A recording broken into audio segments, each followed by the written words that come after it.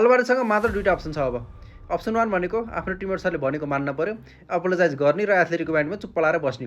र अप्सन 2 भनेको चाहिँ जुन काम यता एलेक्जेन्डर इजाकले गरेको थियो न्युकासलबाट यता लिभरपुल जानको लागि चाहिँ त्यही कुरा दोहोऱ्याउनु पर्यो। यो दुईटा बाहेक अरू कुनै पनि खालको अप्सन छ जस्तो लाग्दैन मलाई।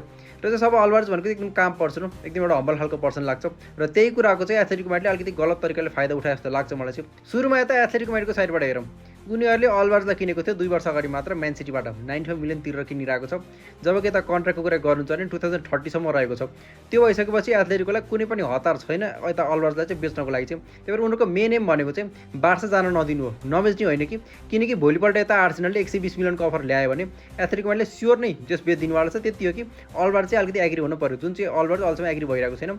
उसको एउटै मात्र जस प्रिफरेन्स गरिरहेको भनेको बार्सा हो। त्यो भइसकेपछि एथलेटिकोले जस बार्सा नगइदिए हुन्थ्यो, अल्भारेज चाहिँ बार्सा नगइदिए हुन्थ्यो भनेर सोच्नु भनेको एकदम जायज छ, किनकि भन्न एकदम पर्छ भने किनकि बार्सा भनेको डाइरेक्ट राइभल हो र एभ्री कम्पिटिसनमा चाहिँ एथलेटिको र बार्साको चाहिँ जुन बेला पनि भेट हुन सक्छ। र त्यो भइसकेपछि जस अल्भारेज चाहिँ बार्सा नगइदिए हुन्थ्यो, त्यस कि त हामीसँग बस्यो हुन्थ्यो कि त अरू कुनै अर्कै लिगको चाहिँ टिममा गइदिए हुन्थ्यो भनेर जस एथलेटिकोले सोच्नु भनेको चाहिँ त्यो कुरामा चाहिँ कुनै पनि खालको कम्प्लेन गर्न मिल्छ जस्तो लाग्दैन मलाई। अब कुरा गरौँ अल्भारेजको साइडबाट, ऊ अहिले करेन्टली एथलेटिकोमा छ, ऊ जान खोजेको क्लब भनेको बार्सेलोना हो, बार्साले ल्याउन खोजिरहेको छ र अल्भारेजलाई चाहिँ एथलेटिकोले जान दिइरहेको छैन। त्यही भएर यो कुराले चाहिँ अलिकति फेसिलिटेट गर्नको लागि चाहिँ डाइलेक्टहरू चाहिँ एक्सचेन्ज गरेर चाहिँ म चाहिँ कुरा मिलाउन सक्छु भनेर अल्भारेजले यता एथलेटिकोको सिइओ गिलमारिनसँग चाहिँ उसले मिटिङ राख्न खोजिरहेको थियो। तर त्यो मिटिङ भएन त्यति बेला र गिलमारिनले क्लियरली भनिदियो कि हामी जति पनि जस मिटिङहरू कुरा गर्नेवाला छ त्यो भनेको हामीले अगस्टेनमा गर्नेवाला छौँ। र जब यता अगस्टेन आयो ऊ चाहिँ पहिलोपटक जति पनि यो कन्ट्रोभर्सी भइरहेको थियो त्यसपछि पहिलोपटक एथलेटिको माइन्डको बिल्डिङमा गइरहेको छ र त्यहाँ जाँदाखेरि चाहिँ डिएगो सिमियोनसँग चाहिँ पहिल्यै त्यो यता चाहिँ कुरा हुन्छ मिटिङ गर्न खोजिरहेको भन्ने कुरा आइरहेको थियो। र त्यसपछि ऊ जब यता बिल्डिङमा जान्छ त्यहाँ चाहिँ डिएगो सिमियोन छैन, ऊ चाहिँ अलरेडी यता जस गइसक्यो, भ्याकेसनमा गइसकेको छ। र कुनै पनि एउटा म्यानेजर जब कि त डिएगो सिमियोनको कुरा गर्नुहुन्छ अरे उसले अस्ति भर्खरै मात्र के भनिरहेको थियो भन्दा हामीलाई अलिकति टाइम कम छ, हाम्रो चाहिँ ट्रेनिङ गर्न चाहिँ एकदम टाइम कम छ, नयाँ प्लेयर्सहरू आइरहेको छ, अलिकति ट्रेनिङ गर्नको लागि चाहिँ टाइम कम छ भनेको मान्छे अहिले आएर सिजन सुरु हुन 15 दिन मात्र बाँकी रहेको छ। त्यो हुँदै गर्दाखेरि डिएगो सिमियोन घुम्न जानु भनेको अलिकति इन्टेन्सनली गरेको मुभ जस्तो लाग्छ मलाई।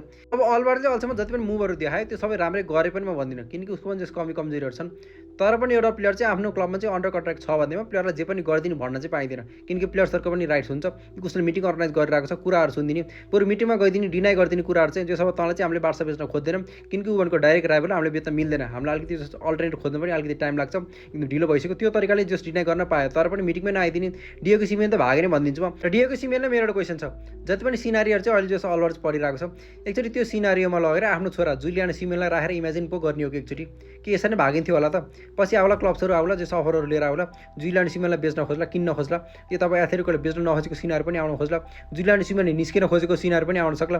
र त्यो हुँदाखेरि के यसरी नै फेसिलिटेट गर्न सकिन्थ्यो होला त, गरेर होला त यसरी नै, किनकि एउटा कोच भनेको क्लबको हायरार्की र प्लेयर्स बिच एउटा राम्रो खालको मिडियम बन्नु हो, जुन खालको मिडियम चाहिँ डिएगो सिमियोन यो सिनारीमा चाहिँ बने जस्तो चाहिँ लाग्दैन मलाई। र यता जुलियन अल्भारेज चाहिँ अब चाहिँ केही न केही एउटा बोल्ड स्टेप चाहिँ लिन पर्ने दिन आयो जस्तो लाग्यो मलाई चाहिँ, किनकि फेरि पनि यिनीहरूको भोलि भेट हुनेवाला छ, भोलि त डिएगो सिमियोन यता भ्याकेसनबाट आउनेवाला छ, त्यहाँ अब चाहेर पनि नचाहेर पनि जुलियन अल्भारेज चाहिँ डिएगो सिमियोनको पक्कै पनि भेट हुनेवाला छ। त्यहाँ अब के कुरा हुने हो, के अब डायलगहरू चाहिँ एक्सचेन्ज हुने हो, अब त्यो कुरा चाहिँ आउँछ मिडियाहरूमा चाहिँ। कुरा भनेको यही नै हो, इफ जुलियन अल्भारेजले कुनै पनि हालतमा एथलेटिको छोडेर बार्सा आउने मन छ भने ऊ चाहिँ केही दिनको लागि चाहिँ जुलियन अल्भारेजबाट जस्तालाई तस्तै ढिडोलाई निस्दै भन्दै एलेक्जेन्डर इजाक चाहिँ बन्नुपर्ने हुन्छ।